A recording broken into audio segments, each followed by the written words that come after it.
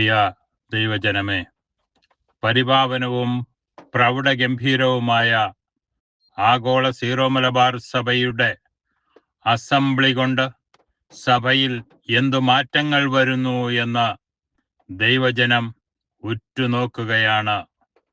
നമ്മുടെ കൂടെ സഞ്ചരിക്കാത്തവരെയും നമ്മോട് സമ്മതിക്കാൻ ഇഷ്ടപ്പെടാത്തവരെയും ചേർത്തു പിടിക്കണമെന്ന ആശയം ക്രിസ്തീയം തന്നെയാണ്. എന്നാൽ നമ്മോട് ചേരാൻ തയ്യാറാകാത്തവരെയും നമ്മുടെ ഒപ്പം നടക്കാൻ തയ്യാറാകാത്തവരെയും ചേർത്ത് പിടിച്ചേ മതിയാകൂ എന്ന ചിന്ത മൗഢ്യമാണ്. നിലപാടുകളുടെ പേരിൽ കൂടെയുണ്ടായിരുന്ന ശിഷ്യന്മാരോട് പോലും നിങ്ങൾക്കും വേണമെങ്കിൽ പോകാമെന്ന് പറഞ്ഞ ഈശോയുടെ നിലപാട് ഇവിടെ പ്രസക്തമാകുകയാണ്. വിളക്കും കത്തിച്ച് അത്താഴമൊരുക്കി മകനെ കാത്തിരിക്കുന്ന അമ്മയ്ക്ക് എത്ര ദിവസം ഉറക്കമൊഴിച്ച് കാത്തിരിക്കാൻ പറ്റും? അസംബ്ലിയിൽ നിന്നും ആവേശവും പ്രചോദനവും ഉൾക്കൊണ്ടിട്ടുണ്ടെങ്കിൽ അത് പ്രസംഗങ്ങളിലും പത്രങ്ങളിൽ മാത്രം ഒതുങ്ങാതെ നടപ്പിലാക്കാൻ സഭാ നേതൃത്വത്തിന് കഴിയണം. ഓരോ രാഷ്ട്രീയ പാർട്ടിയും പിളരുന്നത് അണികളിൽ ഉള്ള അനൈക്യം കൊണ്ടല്ല, നേതാക്കന്മാർ തമ്മിലുള്ള അനൈക്യം കൊണ്ടാണ് അത് സംഭവിക്കുന്നത്. അതുപോലെ സീറോ മലബാർ സഭയിലെ പ്രശ്നങ്ങൾക്ക് കാരണം മെത്രാന്മാർ തമ്മിലുള്ള അനൈക്യവും വിഭാഗീയതയുമാണ്. പുറമെ കാണുമ്പോൾ അവർ ഒന്നാണെന്ന് പ്രകടിപ്പിക്കുന്നു. 31-ാം തീയതി അവസാനിക്കുന്ന സിനഡിൽ എല്ലാവരും അസംബ്ലിയിൽ ആവശ്യപ്പെട്ടതുപോലെ എറണാകുളത്തും ഏകീകൃത വിശുദ്ധ കുർബാന നടപ്പിലാക്കാൻ അടിയന്തര നടപടികൾ സ്വീകരിക്കണം. ഇനിയും സഭയെ തകർച്ചയിലേക്ക് തള്ളിവിടരുത്. ദൈവം ആദത്തിന്റെ തോളിൽ കൈയിട്ട് സായാഹ്ന സവാരി നടത്താറുണ്ടായിരുന്നു. എന്നാൽ ആ ഇന്റിമസിയാണ് ആദം നഷ്ടപ്പെടുത്തിയത്. ആദം നഷ്ടപ്പെടുത്തിയ ദൈവിക ജീവൻ, രക്ഷ, കൃപ, നിത്യജീവൻ, കൂട്ടായ്മ, സംരക്ഷണം, പിതൃപുത്ര ബന്ധം എന്നിവയൊക്കെയാണ് നമുക്കും നഷ്ടപ്പെട്ടത്. ആദം നഷ്ടപ്പെടുത്തിയത് ആദത്തിന്റെ പിൻതലമുറക്കാരായ നമുക്ക് യേശുവാണ് തന്റെ കുരിശുമരണത്തിലൂടെ ദൈവപിതാവിൽ നിന്നും നമുക്ക് വീണ്ടും നേടിത്തന്നത്. ഇന്നും ആ രക്ഷ ജീവസുറ്റതാണ്. ആ രക്ഷ ഇന്ന് തന്റെ സഭയിലൂടെയാണ് ദൈവം നമ്മിലേക്ക് ചൊരിയുന്നത്. അത് നമ്മിലേക്ക് വരുന്നത് വിശുദ്ധ കുർബാനയിലൂടെയും മറ്റു കൂദാശകളിലൂടെയുമാണ്. അതുകൊണ്ട് വിശുദ്ധ കുർബാന അത് ക്രിസ്തുവിൻ്റെതാണ്, അത് സഭയുടേതാണ്. അതിൻ്റെ വിതരണക്കാർ മാത്രമാണ് മെത്രാന്മാരും വൈദികരും. അവരുടെ സ്വകാര്യ സ്വത്തല്ല വിശുദ്ധ കുർബാന. അതിൻ്റെ കാര്യവിചാരകന്മാരും വിതരണക്കാരും മാത്രമാണ് പുരോഹിതർ. പച്ച മലയാളത്തിൽ പറഞ്ഞാൽ വെറും റേഷൻ കടക്കാർ മാത്രം. എത്ര പാപിയായ വൈദികൻ പോലും കുമ്പസാരക്കൂട്ടിൽ പാപം മോചിക്കുന്നത് വൈദികന്റെ വിശുദ്ധിയിൽ നിന്നല്ല, മറിച്ച് അത് ക്രിസ്തുവിന്റെ വിശുദ്ധിയിൽ നിന്നാണെന്ന് തിരിച്ചറിവുണ്ടാകണം. അതിനുള്ള വിനയവും വെളിമയും അർപ്പണ മനോഭാവവും ഉണ്ടാകണം. അതിന് എതിരെയുള്ളതൊന്നും ക്രിസ്തുവിൽ നിന്നല്ല. സഭ കുർബാനയുടെ പേരിൽ തീരുമാനമെടുത്തില്ലെങ്കിൽ അത് സഭയുടെ അടിവേരിളക്കും എന്ന കാര്യത്തിൽ സംശയവുമൊന്നുമില്ല. ഉത്തരവാദിത്തപ്പെട്ടവർ ജാഗ്രത പുലർത്തണമെന്ന് പ്രത്യേകം അപേക്ഷിക്കുകയാണ്. സിനഡ് പിതാക്കന്മാർ മൗനം വെടിയണം. 33 വോട്ടും 14 വോട്ടും ഒക്കെ കിട്ടിയ മെത്രാന്മാർ സഭയ്ക്ക് വേണ്ടി മൗനം വെടിഞ്ഞ് സംസാരിക്കാൻ തയ്യാറാകണം. വ്യാജരേഖ എന്തിനുണ്ടാക്കി?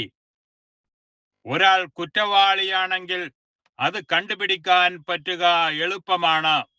എന്നാൽ ഒരാൾ കുറ്റവാളിയല്ലെങ്കിൽ അയാൾ കുറ്റവാളിയാണ് എന്ന് വ്യാജമായി വരുത്തി തീർക്കണം. അതല്ലേ വ്യാജരേഖയുടെ പിന്നിലുള്ള ലക്ഷ്യം. കൊരട്ടിപ്പള്ളിയിലെ വളത്തിന്റെ ക്രയവിക്രയത്തിലെ പാകപ്പിഴ ചൂണ്ടിക്കാണിച്ചപ്പോൾ ഞാനൊരു തട്ടിപ്പ് സംഘത്തിന്റെ പിടിയിലകപ്പെട്ടുപോയി എന്ന് പറയുന്നതിന്റെ സാങ്കത്യം എന്താണെന്ന് മനസ്സിലാകുന്നില്ല. 9-ാം തീയതിയിലെ സർക്കുലർ ചോർന്നപ്പോൾ എന്റെ കൈതട്ടി ചോർന്നതാണെന്ന് പറയുന്നതിന്റെയും സാങ്കത്യം നമുക്ക് മനസ്സിലാകുന്നില്ല. ഇങ്ങനെയുള്ള സംഭവങ്ങൾ പൗരോഹിത്യത്തിന്റെ ക്രെഡിബിലിറ്റിയെയാണ് ബാധിക്കുന്നത്. ഞാൻ കർത്താവിന് വേണ്ടി എന്തെങ്കിലും ചെയ്യുന്നതല്ല സൽപ്രവർത്തികൾ, മറിച്ച് എന്നിലിരിക്കുന്ന കർത്താവ് എന്നിലൂടെ ചെയ്യുന്ന പ്രവർത്തികളാണ് സൽപ്രവർത്തികൾ. ഈ അടിസ്ഥാനത്തിൽ അനീതിപരമായ, നല്ല രീതിയിലല്ലാത്ത എല്ലാ പ്രവർത്തികളും നമ്മൾ മാറ്റിവെച്ചേ മതിയാകൂ. അസംബ്ലിയുടെ ആദ്യ ഫലം സഭ മുഴുവനും ഏകീകൃത വിശുദ്ധ കുർബാന അർപ്പണമായിരിക്കണം. അതിനപ്പുറമുള്ള യാതൊരു കൊട്ടിഘോഷങ്ങൾക്കും ഒരു പ്രസക്തിയും മൂല്യവുമില്ല.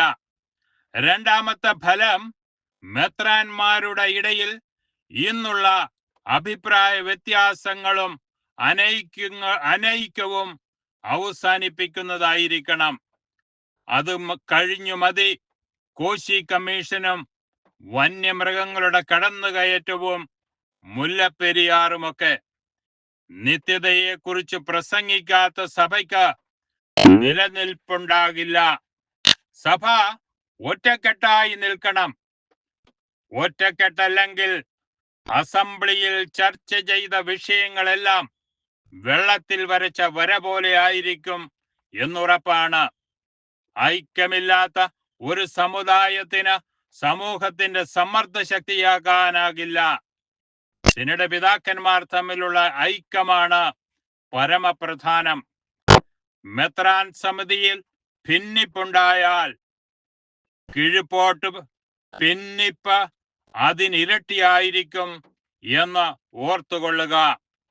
ഇപ്പോൾ ഈ ഭിന്നിപ്പ് ഒഴിവാക്കാനുള്ള ഏക വഴി ഏകരീതിയിലുള്ള ആരാധനാ സമൂഹമായി മാറുക എന്നുള്ളത് മാത്രമാണ്. ഐക്യത്തോടെ ചിന്തിക്കുന്ന സിനഡിന് മാത്രമേ സമുദായത്തെയും വിശ്വാസികളെയും ആത്മീയമായും സാമുദായികമായും ശക്തിപ്പെടുത്താൻ കഴിയൂ. വിഭാഗീയതയുണ്ടെങ്കിൽ അത് മതബോധന രംഗത്ത് പോലും ശോഷണമുണ്ടാക്കും എന്ന കാര്യത്തിൽ സംശയമൊന്നുമില്ല. പദവികളും സ്ഥാനങ്ങളും ദൈവിക ദാനമാണെന്ന ചിന്ത സ്ഥാനത്തിരിക്കുന്നവർക്കുണ്ടാകണം. കലുഷിതമായ വെല്ലുവിളികൾ നേരിടുന്ന ഈ കാലഘട്ടത്തിൽ സഭയ്ക്ക് ഭാരതത്തിന്റെയും കേരളത്തിന്റെയും തിരുത്തൽ ശക്തിയും വെളിച്ചവും ഉപ്പുമായി മാറാൻ കഴിയണം. സഭയെ തകർക്കാൻ ശത്രുക്കൾ പുറത്ത് കാത്തു നിൽക്കുന്നു എന്ന ചിന്ത സഭാ നേതൃത്വത്തിനുണ്ടാകണം. ദുർബല നേതൃത്വത്തെയും ഐക്യമില്ലാത്ത നേതൃത്വത്തെയും മുൾമുനയിൽ നിർത്തുവാനും വിലയ്ക്ക് വാങ്ങുവാനും ശിഥില ശക്തികൾക്ക് സാധിച്ചെന്നു വരാം. ജീവൻ കൊടുത്തും ത്യാഗം സഹിച്ചും നമ്മുടെ പൂർവികർ വളർത്തിയെടുത്ത സഭയെ ഒരിക്കലും തളരാതെ നോക്കേണ്ടത് അവരോടുള്ള നമ്മുടെ പ്രതിബദ്ധതയാണ്. ധാർമ്മിക മൂല്യങ്ങൾക്ക് നേരെ വിരൽ ചൂണ്ടുന്നത് ഇന്ന് ധാർമ്മിക മൂല്യച്യുതികൾക്ക് നേരെ വിരൽ ചൂണ്ടുന്നത് ഇന്ന് ക്രിസ്ത്യൻ സമൂഹമാണ്. മദ്യം, മയക്കുമരുന്ന്, അബോർഷൻ, സ്വവർഗ വിവാഹം, തുടങ്ങിയ തിന്മകൾക്കെതിരെ ശക്തമായ നിലപാടുകൾ എടുക്കുന്നത് ക്രൈസ്തവരാണ്. അതുകൊണ്ട് നമ്മെ തകർക്കാൻ ആകുകയാണ് അവരുടെ ലക്ഷ്യം. ഇവിടെ ബിഷപ്പിനോടും വൈദികനോടും എതിർപ്പില്ല. എന്നാൽ നിങ്ങളുടെ ഭാഗത്തുള്ള അനൈക്യം ഞങ്ങളെ വേദനിപ്പിക്കുന്നു എന്ന ചിന്ത നിങ്ങൾക്കുണ്ടാകണം. ഇന്ന് ഏകീകൃത കുർബാനയെ എതിർക്കുന്നവരും അനുകൂലിക്കുന്നവരും പൊതുനിരത്തിൽ നിങ്ങളെയാണ് വിഴുപ്പലക്കുന്നത് എന്ന ഓർമ്മയുണ്ടാകണം. ഞാൻ ചുരുക്കുകയാണ്. സിനഡിന്റെ ഐക്യം നിലനിർത്തി ഒരേ രീതിയിൽ സഭയിൽ കുർബാനയർപ്പിച്ച് സഭയെയും സമുദായത്തെയും നമുക്ക് ശക്തിപ്പെടുത്താൻ കഴിയട്ടെ എന്ന് പ്രാർത്ഥിച്ചുകൊണ്ട് എന്റെ വാക്കുകൾ നിർത്തുന്നു. നന്ദി.